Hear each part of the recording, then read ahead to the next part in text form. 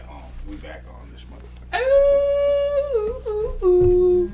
I don't know what that noise was, but it was annoying. I made it.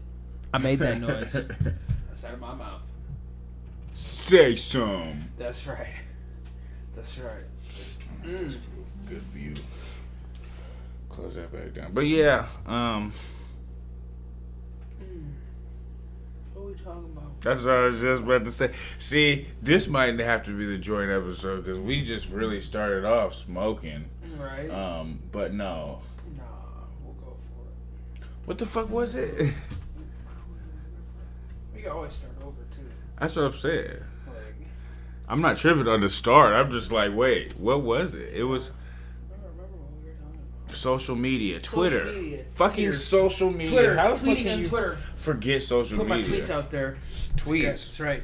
I joined Twitter in 2009. Like, I remember it distinctly. Like, right when it came out and people were talking about it. But then, like, I used it for a couple months and then I just was like, well, this is dumb. But back then, it wasn't what it is now. No, like, I remember when I first did Twitter, I tweeted at Golden Tate.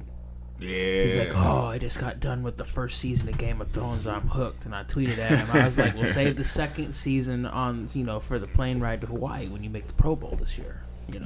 Damn. Right? Damn. And he's like, ooh, I like the way you think. And my dick was hard as fuck. I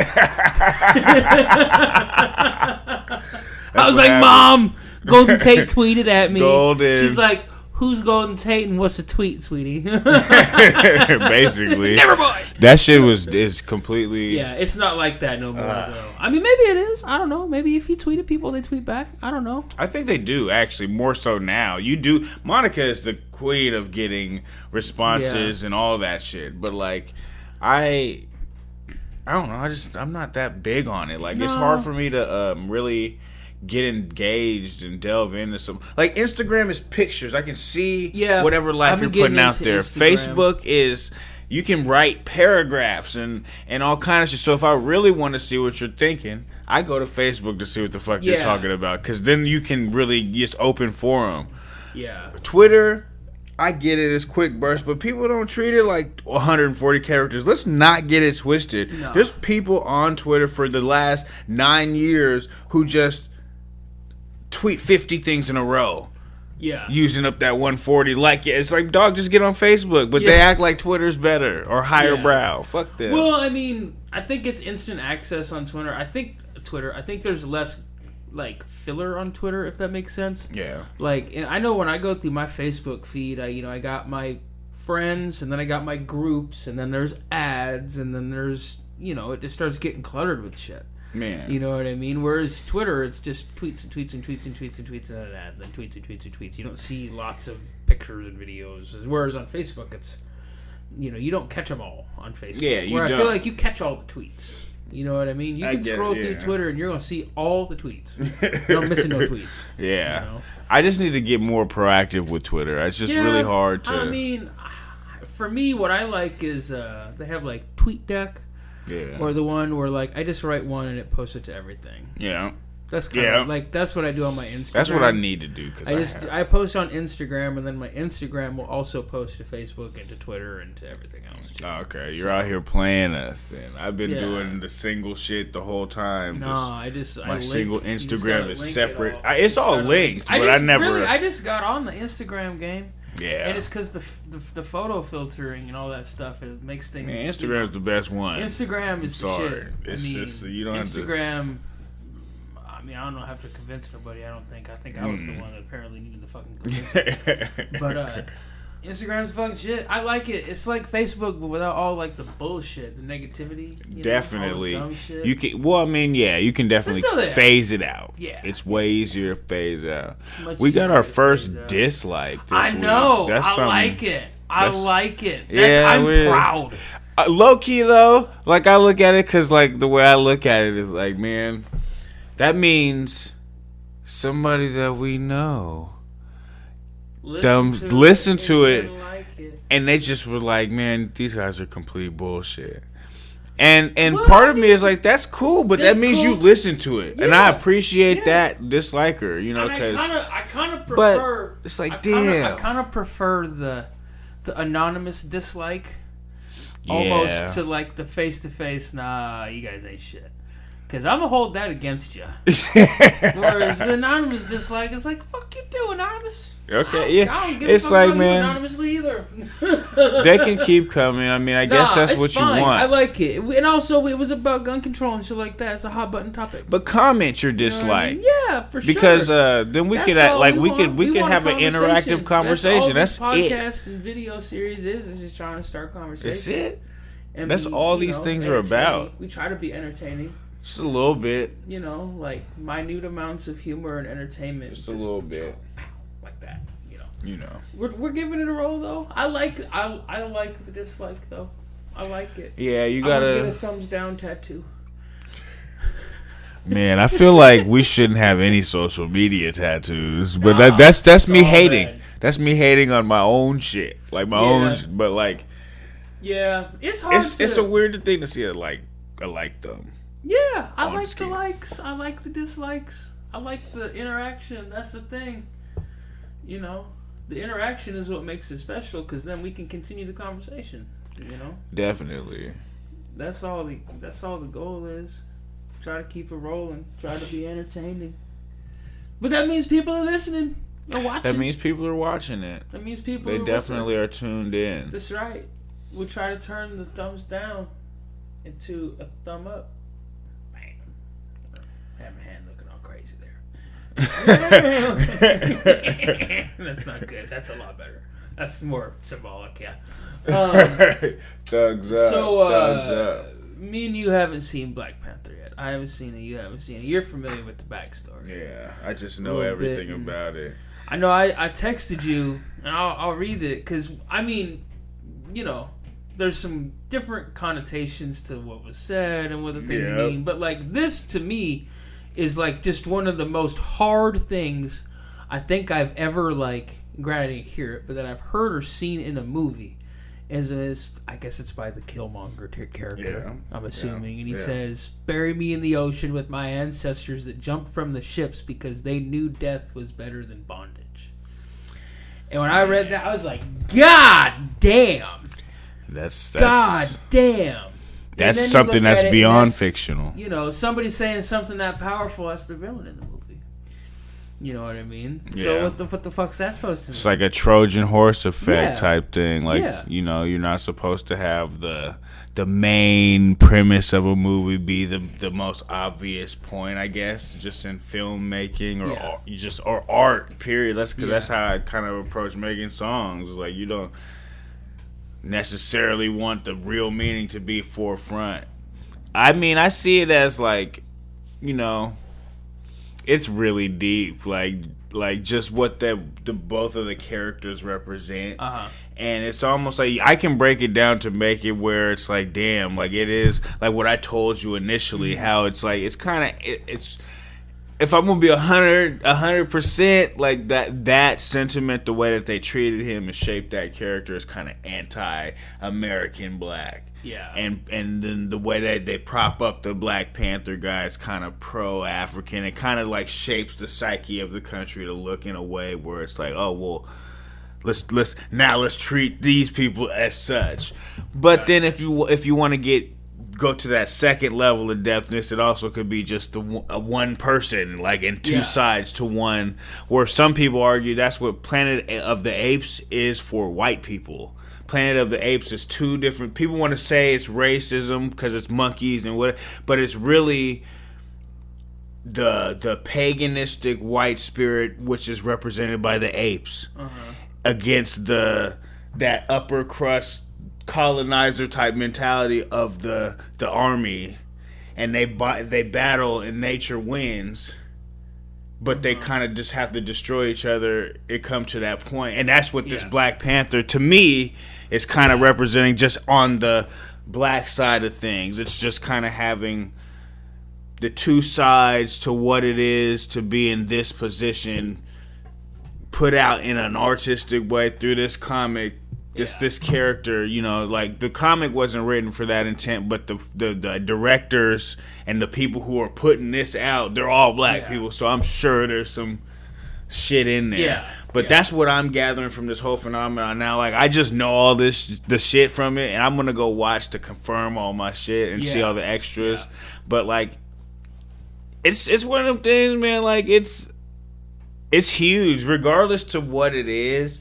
This thing is almost grossed $500 million so far. The thing that, like, that's crazy. I mean, like I said, I haven't seen it, but that's my biggest takeaway so far. Is like just the power of the black dollar a little bit, and the power of like black people in America to mobilize. It gets you like, I don't know if you saw what I posted today. Like, all the Marvel movies do good. No, they do, but like, but look at that. Look how extreme it is. Every black person I know seen it 3 times, and but like to support. You know what I'm saying? And then you got to look at it though. Like, it really makes me question, and I'm gonna go a little different left on y'all, but it makes me like, man. That's fine. Yeah, we can just go with yeah. But it makes me question. Man,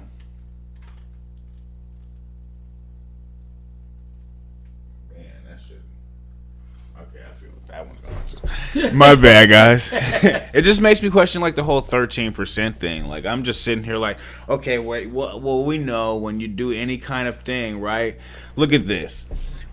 We know that 50% of people vote pretty much like per election. Like, half the people kind of vote, and it represents everything. And if half the people come out for the most big spectacle of what voting would be, and that's what the participation ratio is, then how do we expect the census number to be anywhere close to the complete representation? I don't think. And then, and the way you really see it is like, literally, like, look at all the, like, the way that when like black people come out, how extreme the shit gets. It's not like it's 13% more worth extreme. It'd be like, damn, like, the whole shit swayed because they came out. Yeah. Presidential elections, like, council, city all everywhere across the country, and I'd be looking at it like, damn, like, that's what I think beyond the scope of the movie or anything. I'm just like, well, damn, bro, like, there must be a lot of us out there, and like, we're underrepresented, but it really be like, damn, we're really underrepresented. For me, like, I just, you talk about 13%. I just think it's a higher percentage of white people getting counted. That's what I think too. I just think more white people. Like, exactly. Like 80% of white people is actually filling that shit out. 13% of black people doing. Yeah, exactly. And I think it's I venture to say I think there's like 40 to 50% of black people fuck with this, even filling it out. That's not even trying to and be I would go, nothing. And that's not even exactly because truth. The history of what this country has done. It's not even the census itself; it's the census taker. Just the. You send little old white Martha to Marcy Projects and see how many she counts. And I'm just thinking, like myself, like, I've been like, before, like, the last few years, I've been so anti-political and so anti because I just didn't know anything, and I'm just not even. My parents did the census, but I never did. Yeah. When it came, so I was just like, man, like, I'm damn, like, there's gotta be people like me. So I'm willing to say, like, we're probably like 30% of the country, more so than 13. Yeah. And that would explain a lot of because I'm just like, God damn. Every major city in America. Yeah. There's a I'm not gonna say high, but there's a good percentage. Yeah, there's somewhere. Every major city maybe not once you get outside of the from major Boston city to area. Portland to Miami to everywhere. And I'm just saying, like, there's no way that makes up the majority of the country's population is major cities. Yeah. So, and if they say there's like 15 to 18% Latinos, like, think about that. I think there's them niggas was people here first. Like, wait, like if you really, I think there's way more people in America than they think are in America. I just kind of think I think there's less people than we think there actually are overall, and I just think that but when we look at the numbers, they extrapolate them different ways by different people. Yeah, so they can't probably take into account people who aren't taking the census. They do that, but they just extrapolate it different because they know. I think they basically base the the numbers that we see off of money so that they can keep the money going where they need it to go. Because it's the only way you can convince people that shit is the way it is and keep it that way without a massive uprising is like, well, people just believe what the numbers say. Like, who are we to really look at the numbers and be like, I can question whoever. I just trust that they have some theoretical physicist who's doing numbers in a room. The smart people. That's like when people are talking about presidential candidates. You know, he's like me. It's like, I don't want somebody like me running the country. That's why I'm electing him. That's to keep people from me doing it. It's something completely different. Like, we have to, like, we tell ourselves, how can we question the numbers? But then at the same time, we need to question the numbers sometimes. Because it's like, man, that could be one of the simple solutions for us to get past some of the shit if we really look at the numbers and be like, damn, like, is this really, like, I was thinking about this. This is a little deep. Like, I was thinking, like, the whole way when we go to school, they literally teach us from 4 till 18 that what you see isn't worth as much as what was written down in a book that somebody can hand you, right? So it's like, yeah, you may see what you see as far as the demographics of people, but this book says, or this chart says, that this is what the country is. So even if you see this with your eyes, you got to trust that we know the better judgment for you. Yeah. And as a kid, like, you're not going to ever you don't even think that deep.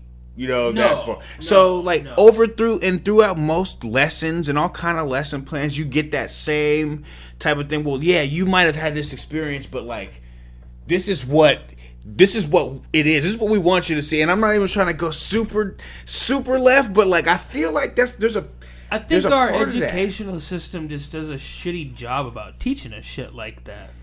Yeah, not on the teachers, just the way that the teachers. It's the system. I had great teachers. I'll finish the shot. I have a thought about that.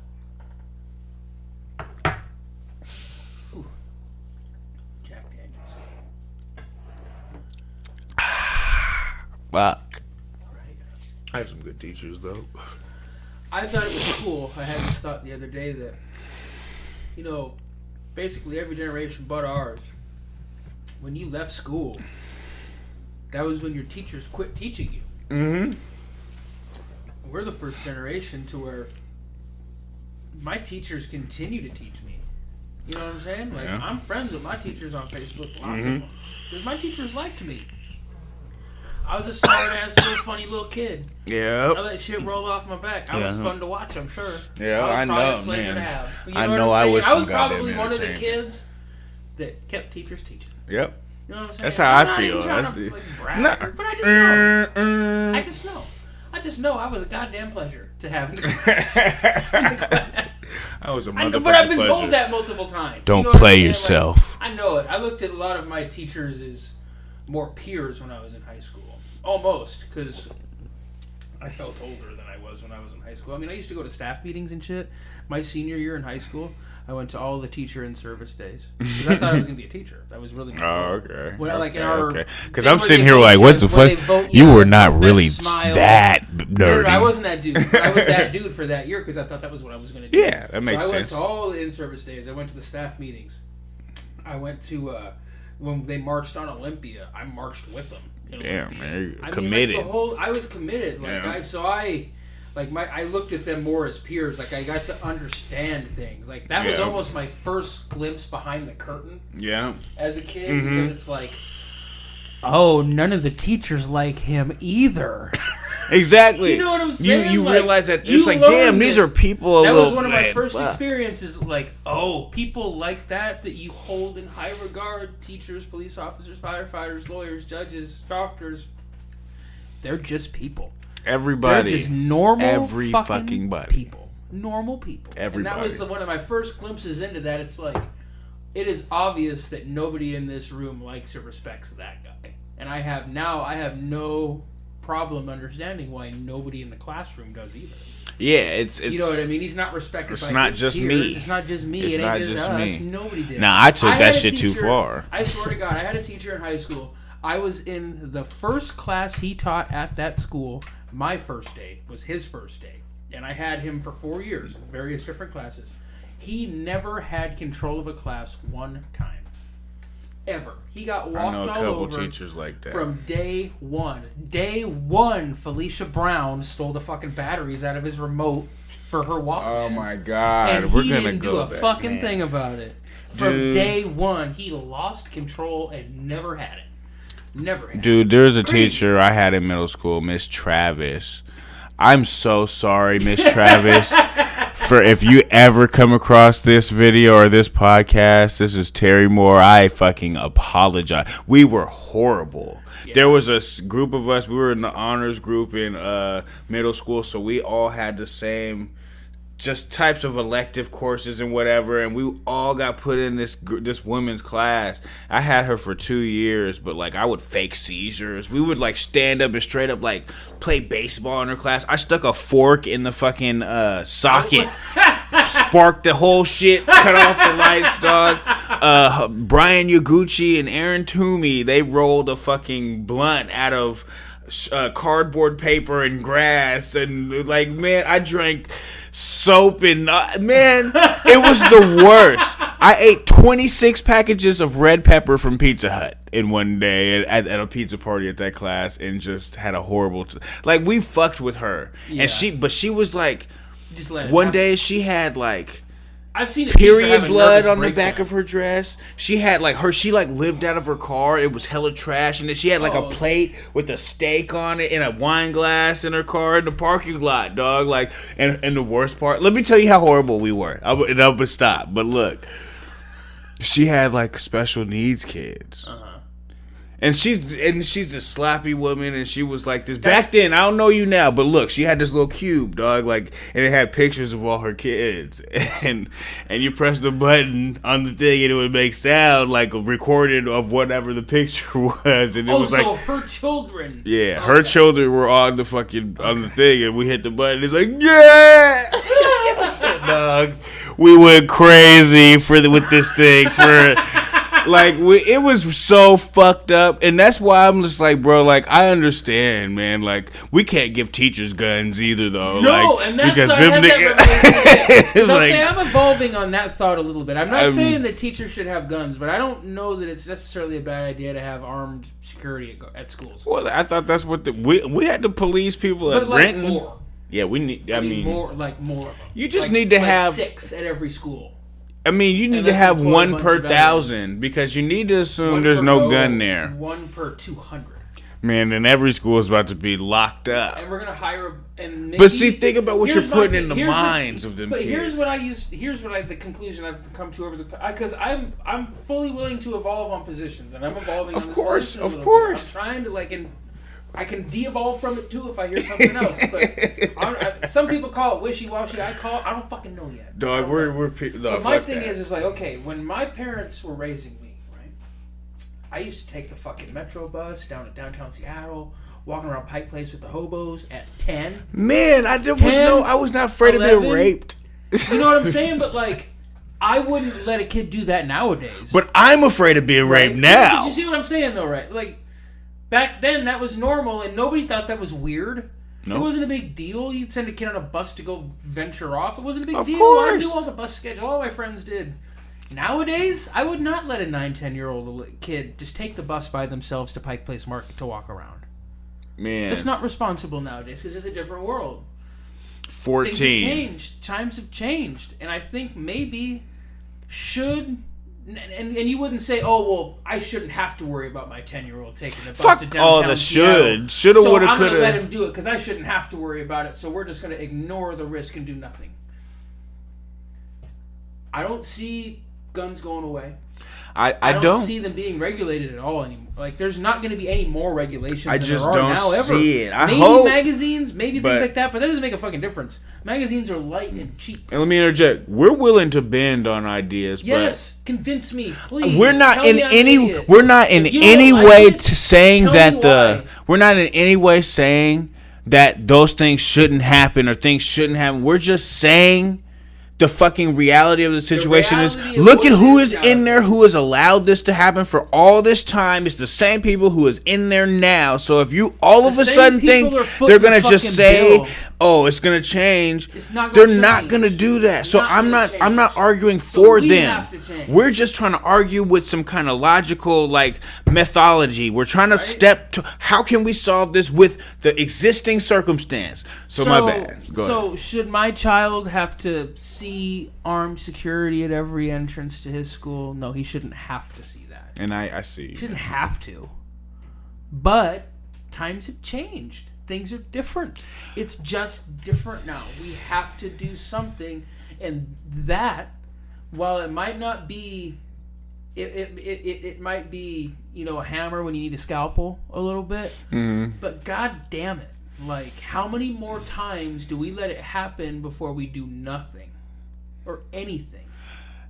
I feel you. I mean, like, we gotta do each something. Each one of these could have been possibly prevented, even if you could have prevented half of the destruction at all these schools by having 6 or 8 armed people running to a scene.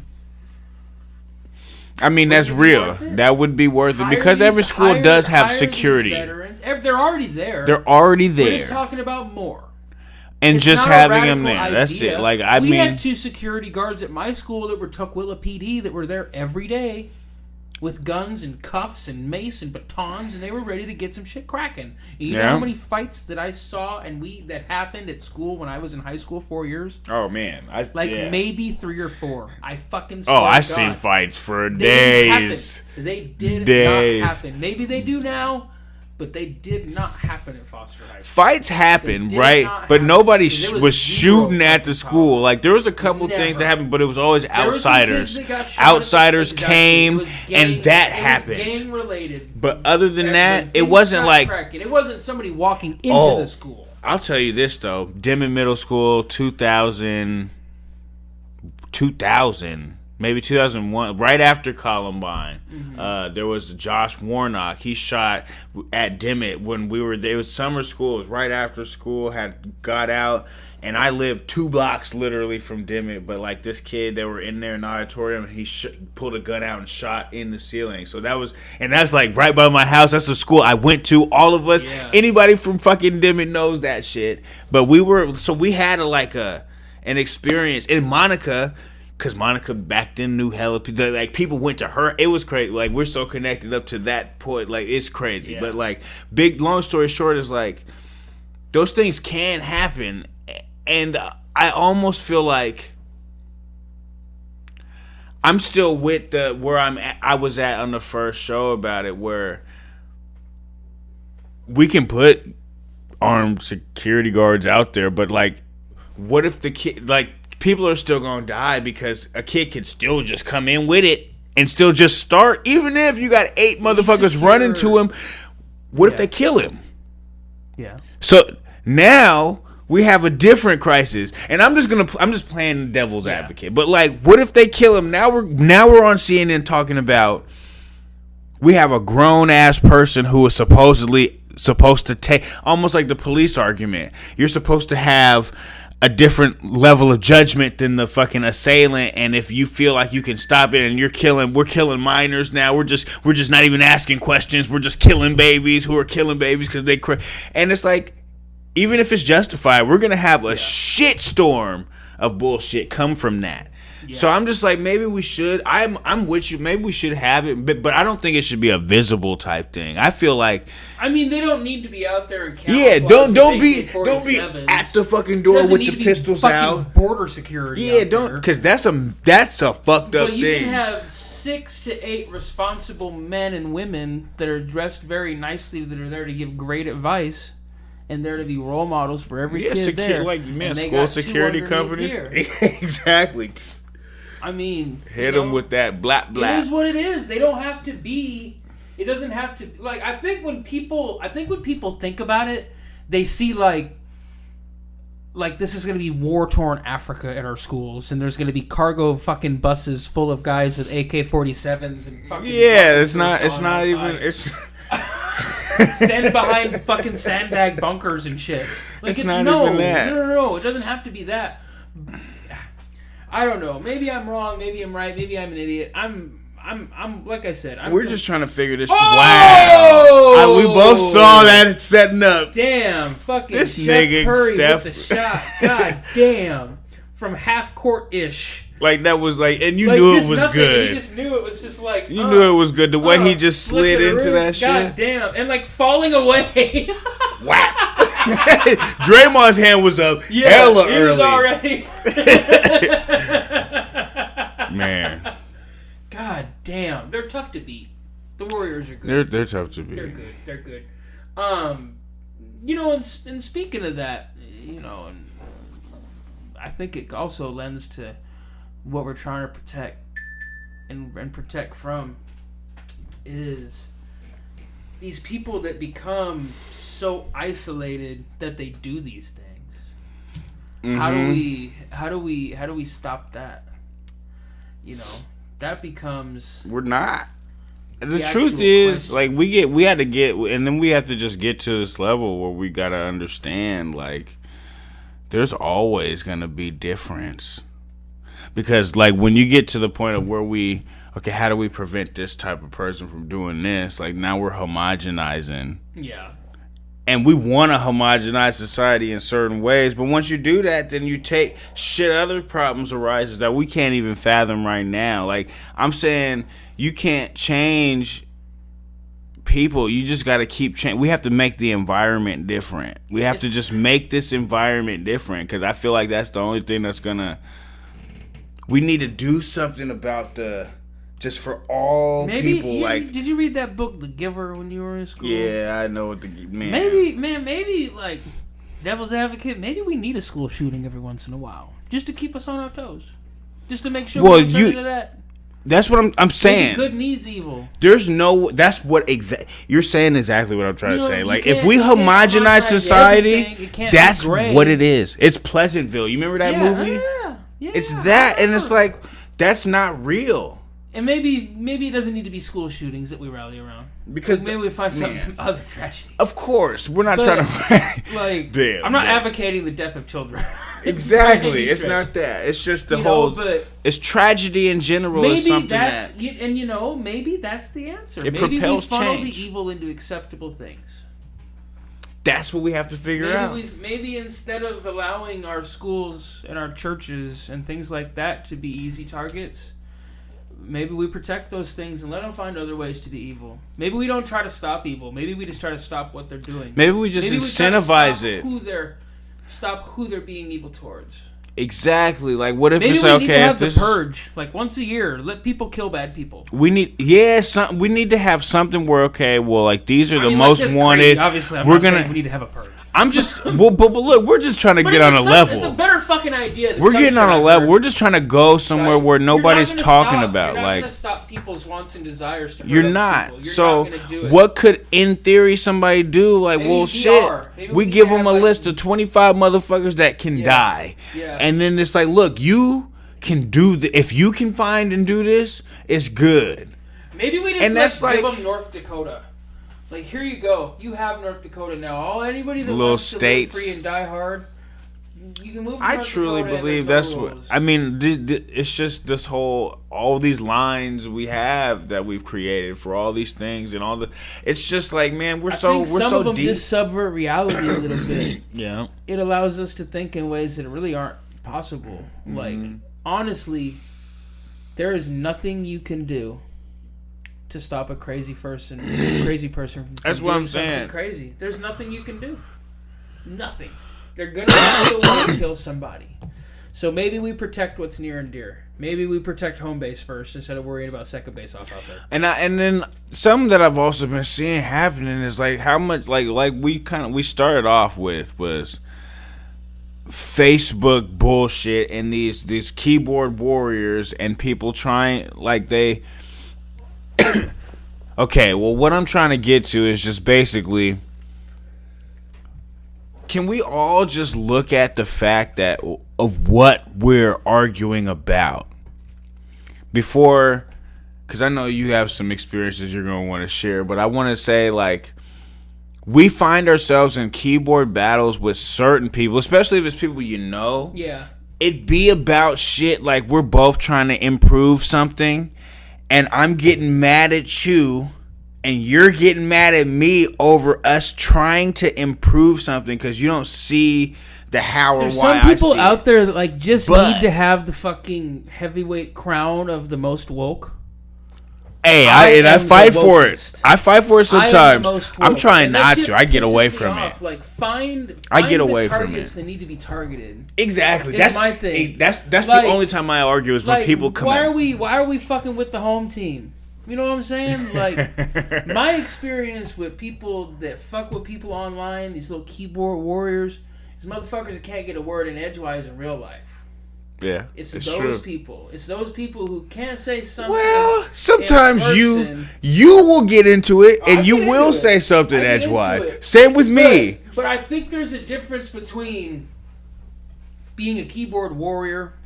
To me, that is You talk about like a provocateur, somebody who's somebody starting who's going it. out there and starting The trolls. trolling things, starting things, saying things that don't need to be said, saying things just to be an asshole, starting the fight.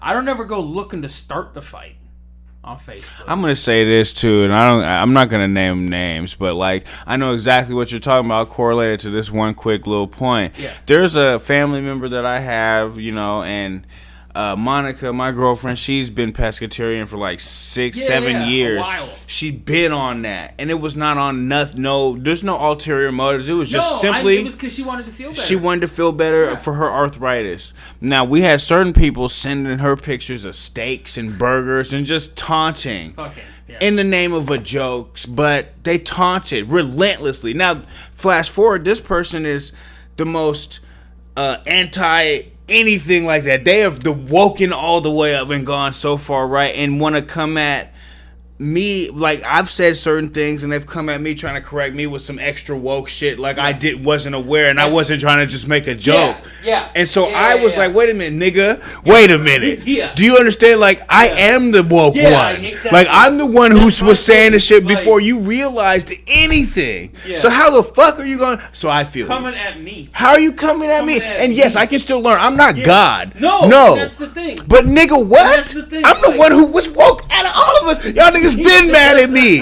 So how you gonna now come at me? Yeah, You and been try to mad tell at me me. something. And tell me? Yeah, that's my thing. It's like funnel your wokeness to people that are asleep. Or somebody who's just waking up or something. Like, You know? I mean, like I've been at God work damn. for 8 hours. I'm Yeah. that woke. Yeah, fucking A, man. Like, Fuck. if I can't laugh, if I can't see something that makes me laugh, and just laugh at it without feeling like I'm not, Going against the movement. not Like, I'm- properly fucking adjusting my life to the struggle. yeah, bro. It's like, come on. Like, I feel it. Fuck that. It's about living. It's about living the progress, right? You don't Yeah. have to express every single word on social Yeah. media because that's not what social media is always for. You can get. It's great when we have those touching moments when somebody posts that thing and everybody's on that wave, that Yeah. whatever that may be. Yeah. But it's not about that all the time. Sometimes it is about the jokes too. That's where I'm at. And it's like, that's come on, where bro. I'm You at. know, if I'm out here, you know when I'm serious You on know what Facebook. I'm about, And if man. you know Like- when I'm joking, you know, like I have the same 900 people that have been following me for Yeah. the same 10 years. We all been on here. Yeah. And I've lost some friends. I've erased about I haven't 100. lost any friends. I should have like 1,200, but I erased you, motherfucker. Yeah. This Zimmerman era has cleared a lot of motherfuckers off my list. The whole I'm calling it the Trayvon Zimmerman era from 2012 That's true, present. though. And see, my thing is, I don't necessarily unfriend people. I hide them. I block them, so I don't see Oh them. man, I want you to know. I disrespect you. I need you to know. Yeah, for me, it's just like there's certain ways to start a conversation. Mm-hmm. You know what I mean? Like, if you want to have a certain conversation, I fucking record a video once a week with my friend Terry. We can talk about it. And there's We got chairs, this whole man. one right here. We got a microphone. I brought extra snacks. I have almonds and paninos. There's weed and There's dab, weed. the drink. Drink. I mean, there's so much stuff. We got TV playing. We Like got- you don't even know what You we don't got even know what we cracking got. in here. Right? We got a whole setup here. Got a whole setup here. So whoever wants to come and debate it, and just like we're down to do that. Like I'm down to have my mind changed. I love having my mind changed. I love being wrong. Well, not in the moment, but I love being wrong because it's like, well, damn. Now if you try to come at me next time, I got your thoughts and my thoughts, and you're crushed. Well, that's just my competitive spirit. And we were talking about, and maybe we talked about this on another podcast, and maybe it was just me and you talking. I don't remember, but. The power of speaking last. Yeah, that was hard. Is I get to hear everybody else's opinion first and maybe make mine a little better. Yep. Plus, I'm talking last and it makes me sound most important. Yep. What? Period. You know? So that's the thing. Like, I don't like to be stuck in the fucking sand on anything. I like to have a roving opinion on anything I can. We're just smoking because I'm trying to grow. I want to grow. I want to be better. I want to be. I just want to be the me that I just want to express who the fuck I am. Yeah. I want to be so cool. I just want to be a citizen that of the world. I can say whatever I want, and people know that it's coming from a good place. That's my goal. Yeah. Honestly, and I kind of just came to that right then and there. Like, I want to be so universally liked and respected that I can say anything. Anything I want. Now, it's not necessarily of like, I want to be able to say the N-word if I want to. I want to be able to say this if I want to. Anything like that. But if I want to be able to tell an off-color joke and people know that it's just a joke. Yeah. You know what I'm saying? Yeah, like, exactly. There's a day that I want to be up on stage and I want to tell a fucking just terrible fucking joke. A Louis C.K. man, but Louis C.K. is that guy. He's the only dude who's gotten away with saying nigger without. There was some controversy, but not really. It was white girls who took him down. Yeah, it was him jagging off in front of people or whatever. Yeah. But it wasn't that. So it's like you want to get to the level to where it's like people understand that you're a human. Like there is that level where there's people who just recognize other humans. We do all judge and prejudge when we walk up on cats, but then there are those people you get a connection with, and it's just like you just recognize them as a human, and you go, you talk to them for what they represent, but you also know what their spirit is. Yeah, and that's the thing that I think that I got hung up on for a long time is that I thought that since I had a good spirit, and most people that know me for a fair amount of time understand that too. Not that we don't all make mistakes and do dumb shit and all that, but I think I gave that too much credit within my own doings and my own psyche. Is that I'm a good person, so it lets me get away. I'll get the benefit of the doubt. It'll be cool. It took me a while to understand that, like, no, people take you seriously when you say things sometimes. And just because you have a good spirit doesn't mean that you can just get away with saying whatever you want all the time. You know what I mean? Or, I used to go into every conversation and relationship thinking that I could talk to them like they knew me. You know what I mean? Yeah. Oh my God, I get tripped up with that to this day. After a while, people understand me, so they know when I say certain things. It's in jest, But, like, you can't walk up to new people and talk shit to them right away sometimes. I'm saying that shit'll get you, or you just get too open with somebody, and then they'll just be like, and now you've changed your entire fucking everything. You've changed everything. Girlfriends used to either love me or hate me. I was very polarizing to girlfriends for a long time. I was either your girlfriend's friend and like we texted, and shit, or your girlfriend couldn't stand me and didn't like it. When Why you is hung he out coming with me. around? Exactly. I was very polarizing. Whereas now I think I'm kind of vanilla. I don't think there's any girlfriends that really dislike me. Well, as you get older, those generalizations go away. Like, those are the things that, as maturity hits, you start to knock those off. The generalizations that you've picked up, you try to, like, okay, I got that lock picked. Let me throw that one away. Because it's like, I think also, grown people do grown shit. As you get older, the herd thins a little bit too, whereas when you're younger, there's always fucking 15, 20 people around, so you're not spending like one-on-one time all day as much. Whereas, now, I mean, shit, I hang out with you and Monica. I hang out with Jeff and Shar. Like, I hang out with different people individually, you know? Whew. that makes a big difference. It does, though. Party Mike's a different guy. It's just a whole different fucking. It's a different vibe. Just as that crowd thins, because you really are. You have to look at yourself, really. You know, you're sitting there just like, damn. Well, what do I got to go? What do I got going on for myself? Well, then it becomes apparent who's survived. Who survived the friendships. Like, I don't remember even who we were talking about the other day. It's like, man, I ain't seen him in 6 years. Oh, my God. Man, was it you know what Lynch I mean? Barsky? Yeah, like Nick. I ain't seen Nick in 5 fucking years. I ain't seen that 6 years, dude maybe. in a million years. In a million years. And we hung up with him all the time before. Like, I used to see that guy every day. All the time. Every day. All the time. And I haven't seen him for years. Right? There's in a minute. It's crazy how like, relationships we don't see just Danny B ever anymore. man. At all. I was at his wedding. I was the only one there, right? Out of the friends, and it was just like it just became apparent to me like times change so rapidly that you will not there's no way you can even look for it. Yeah. It just happens. You just don't know. It just happens. You don't never know when the last time you're gonna kick it is. Yeah. You just don't know. Anything can happen anytime. I mean, It was yesterday, me, Nick, and Danny B be up at his parents' house fucking playing dominoes, and that's been 9 years. Right? You know, it's been a long time. Longer than that, man. It's crazy. The Tuck House was 2010,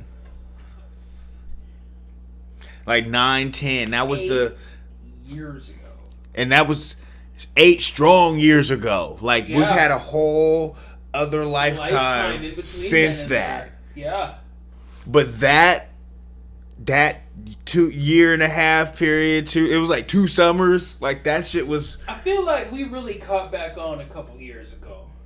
Oh yeah, because after that house burnt down, everybody went their separate ways.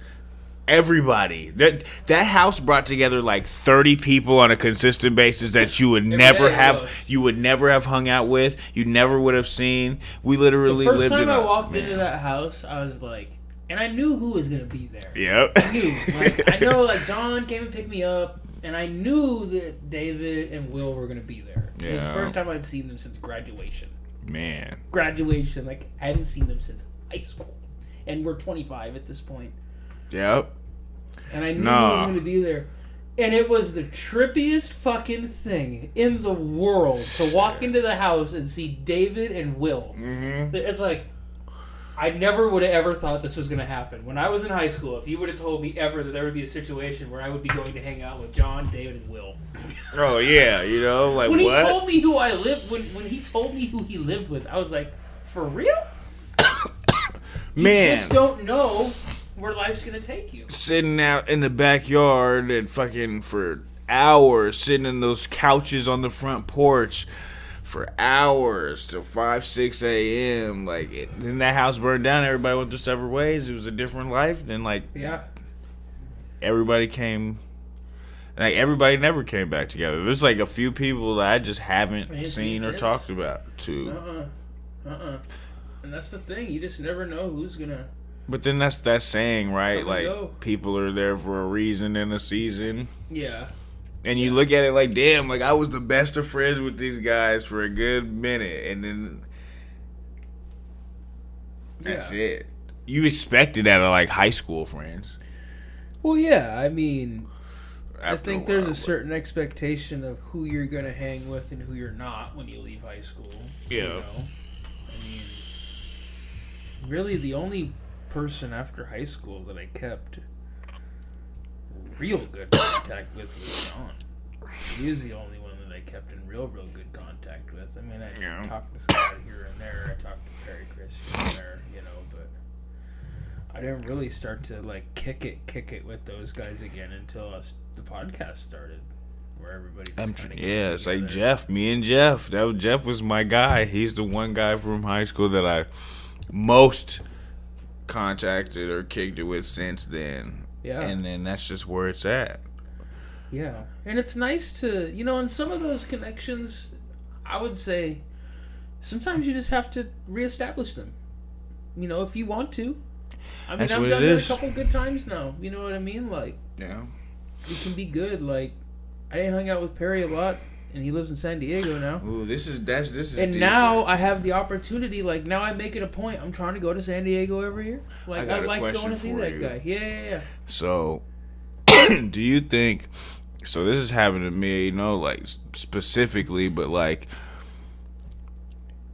have you ever like tried to, you know, reconnect with somebody that you weren't necessarily like super cool with, but you knew them a little bit, and you kind of reconnect with people based on the idea of who you thought they were back then, not necessarily who they are now, because you don't know them like that, but you'll reconnect because it's like we're older now, and you try to reconnect with people just to throw feelers out there, but you don't necessarily like, you're doing it like subconsciously based on who they were.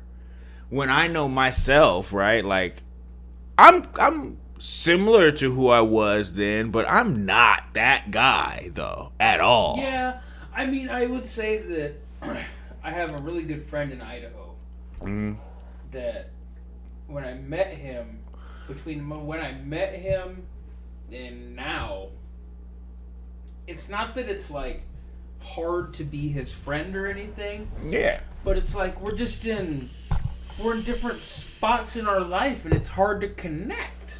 You know what I mean? Like, it's hard to... I'm not one to force a connection. Yeah, I feel you. Like, you gotta text me sometimes, too. Yeah.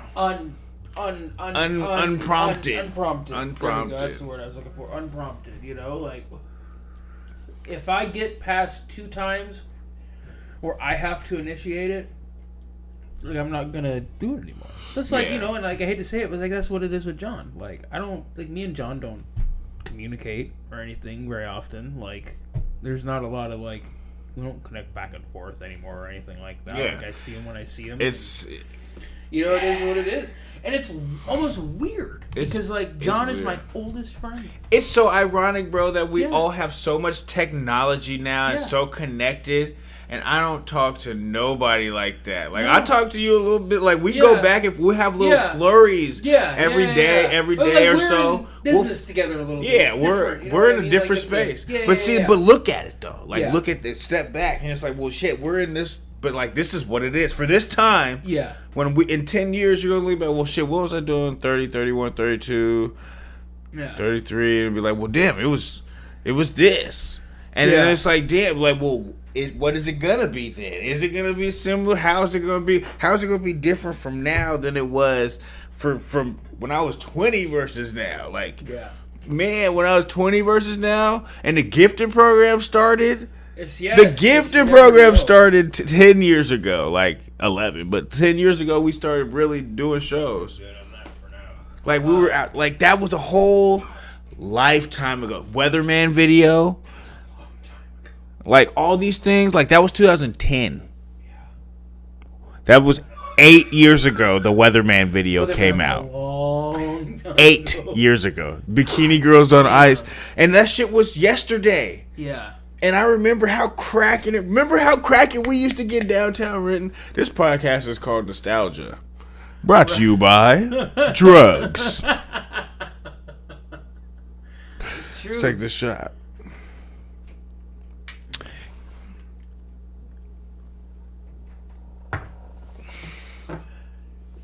That shit is hard. By the third one, it's not so bad, though. I just Just that first breath after where you get that. Yeah, that ether. After that, it's good. That it's negative air. Yeah, and you're just... It's good.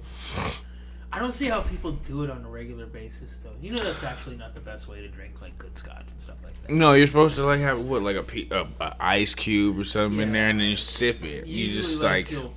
What a lot of times they'll do at nice bars is they'll pour it over a piece of ice, so it picks up water on the way down. Yeah. It dilutes it a little bit, not a lot, and then it chills it a little bit, and then you don't, like... You're not gulping it. You're supposed to just... I know exactly. It's like the minor sip. You through your teeth almost, like... Yeah. And you're just like, you get a little taste of it. It's almost like chewing. It's almost like, I don't know how to compare that, but alcohol is not supposed to be. Weed. It's just like people wouldn't understand. Most people that haven't smoked weed or don't smoke weed on a regular basis don't understand how much we look into the tastes and the flavors and the smells and like, you know, like granted, yes, I smoke weed at this point because I smoke weed. That's what I do at this point. I could stop if I wanted to. That's what I tell myself. I don't think I can. I don't have to. I've tried. I've not like tried, but I've kind of tried. And, I've just kind of tried. I haven't like been like, man, I'm gonna do something bad. I'm thinking about taking a month off soon though. I really want to take like 3 months off. Yeah. I want to just completely detox my whole shit. Get it out. And I want to go on the super vegan thing and then fucking try to do it for just 3 months and just be like, okay, let me reset, and then go have a dead flesh killed something animal that was, oh well, if I keep saying that, PETA might flag us. We might get 8 thumbs down for this one. We went to gun control. I killed an animal. There's some race in this one. It's not really though. So me and you both watched Coach Snoop. Bruh. Coach Snoop. I hope it wins an Snoop Dogg, you're probably like a low key hero to everybody. The Snoop and K-Mac talk to those kids, like it makes me happy. Like that's what that's what I want. I'm gonna get real for just a second. Like those sort of things that they say make me wish I could say them. Yeah. Just because just for it's like just the like God, nigga, get over here. What the fuck you doing? Like man, this it man. like it just but it's in the way that they explain it in the show. Yeah, it's like, man, it's these like kids when done heard. One mom has the problem with it, when Zach's mom has it, or Max's mom has a problem with it a little bit. Yeah. It's like, these are high risk kids. This is where these kids are from. This is the way that the people that these kids look up to. This is the way these people talk. Yeah. So this is the way we're gonna talk to them. Yeah. This is how we talk. Come out and not cuss. And they don't listen. Exactly. It's not. Like, it's the way we talk. And it's like culturally, it's just different. Like, and I know that people try to like get in my ass when I say shit like that, but like culturally, like I can handle. Not, my mom was definitely not somebody screaming on us like that. But she would, if she got stern, she was gonna get stern. She was gonna say what the fuck it was. My dad. And I need like. Yeah. I can handle that. So when a teacher raises their voice, a person, I don't get startled. Some kids, I remember, like when I scream on a kid, they'd get startled and it'd be a problem because their parents don't even yell. Usually my response when somebody yells and screams or does anything like that, it's like, all right, like, okay, that's how this is how this is gonna go. Yeah. Like, okay. Okay. Like I almost I shut down a little bit. So where it's like, yeah. This officially became like something that's not gonna get solved. Okay. Yeah. You know what I mean? So like, we're done being communicating. Yeah. Now it's your turn and I'm done. Like I don't fuck around with that stuff. But see, growing up, my dad had a little bit of that same tone and timbre when he was going off too. Because fucking my dad grew up in High Point. He was getting yelled at and screamed at just the same way that those kids were. Yeah. So when he would yell and scream at me, it was a little bit of that same vibe a little bit. So a little bit of it is like, it kind of reminds me of when my dad was ripping into me a little bit. But see, it's also you like, need that. You have to. Like, I mean, you need that, bro. Like, that's adversity from somebody that's loving you. Yeah, you have to have that. This person ain't gonna kill you, but they gonna bark at you, so that you know what that looks like.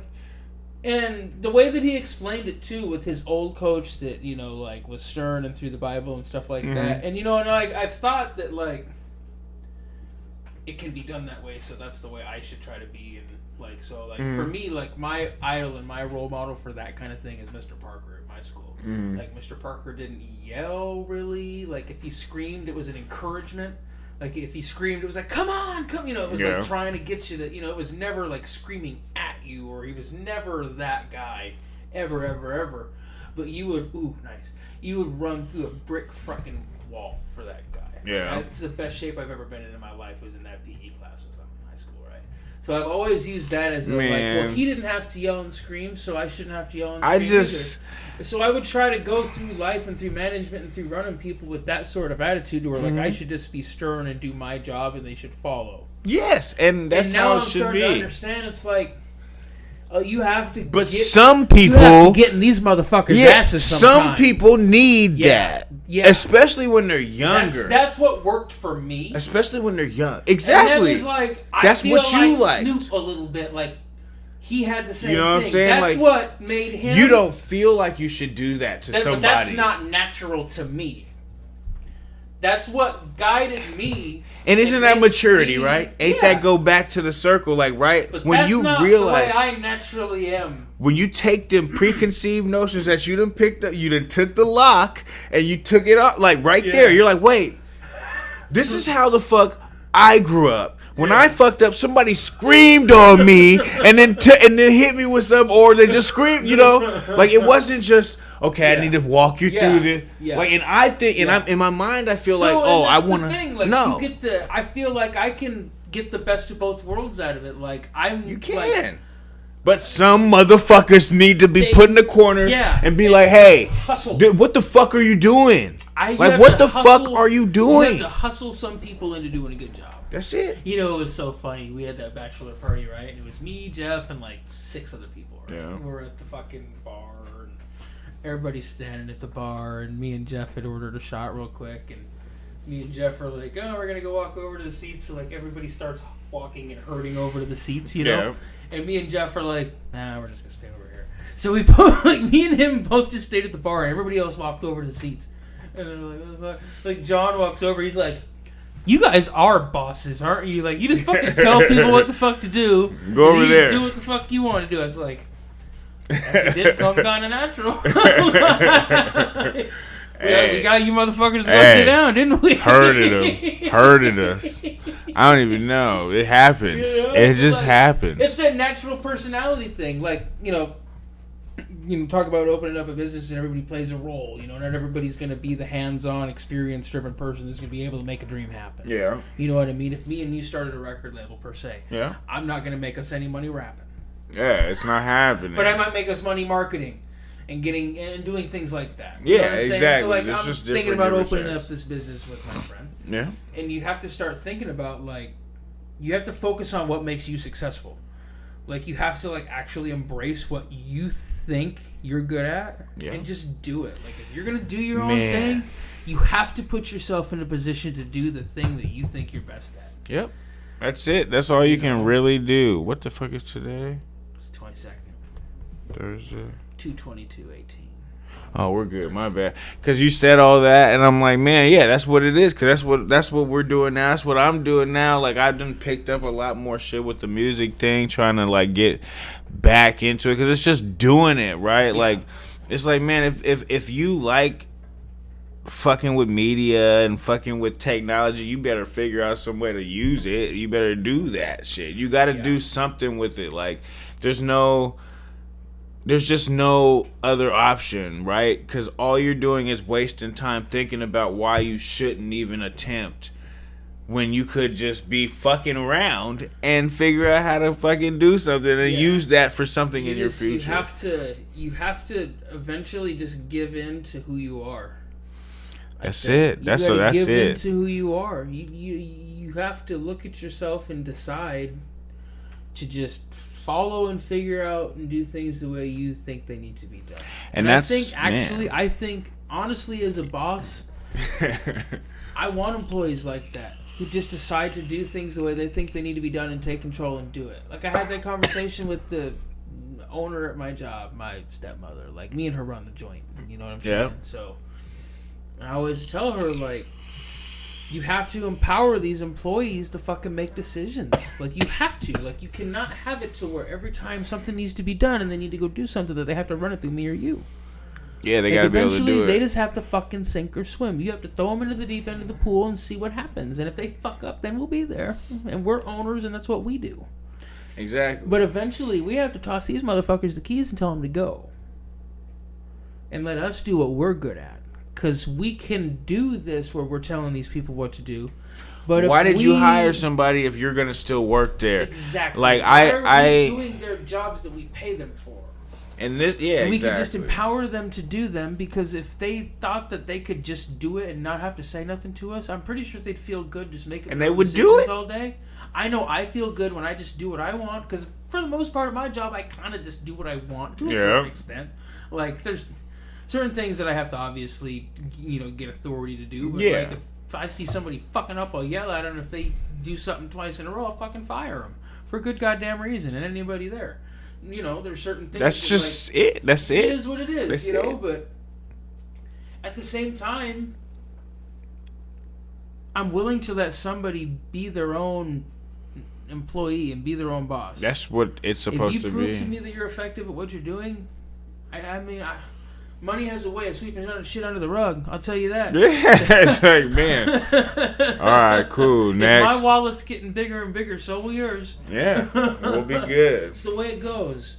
It's just the way it goes. And I understand that it can be a battle and a struggle sometimes to let other people in on what you're doing and let other people in on your dream. Yeah. But it is what it is. Everybody needs help. Can't everybody be Macklemore and Ryan Lewis just doing shit by themselves? That's true. That's definitely true. It's definitely true. Right. You gotta have a team. You gotta make it work out. Effort.